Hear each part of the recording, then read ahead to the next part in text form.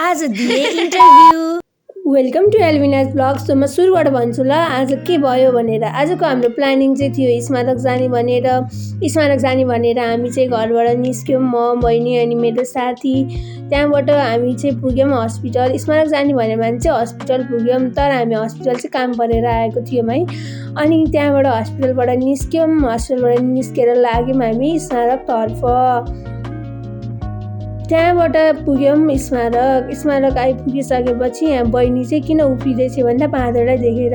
अनि भेट्यौँ एउटा ब्लगर, उहाँले चाहिँ मेरो ब्लग बनाइछ अनि मेरो तारिफ गर्छ। म चाहिँ मक्खै बहिनीले यहाँ बाँदरलाई देखेर के भन्दै थिएँ, दिदी बाँदरले त म जस्तै खाइरहेको छ भने। फेरि त्यहाँबाट हामीले क्रोकोडाइलहरू हेऱ्यौँ। अरे शिव, त्यो जनावरहरू हेर्दा फेरि थकाइ लागेर अब फेरि बहिनी चाहिँ उसलाई उफ्रिनु पर्यो अरे।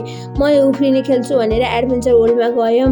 एडभेन्चर वर्ल्डमा पुगिसकेपछि भोक लागेपछि आन्टीले यहाँ मिठो चटपटी बनाइरहेको रहेछ। टेस्ट गरेर हेरेको त एकदम मिठो थियो, एकदम यम्मी चटपटे खायौँ। त्यहाँबाट बहिनीलाई यो भैँसी खेल्नु पर्यो।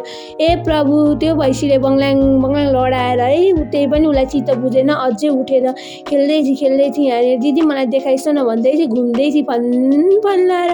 त्यहाँबाट यो भैँसी कति खेल्नु भनेर हामी लाग्यौँ घरतर्फ। So that was my blog guys, hope you like it. See you in next video, bye bye, thanks for watching.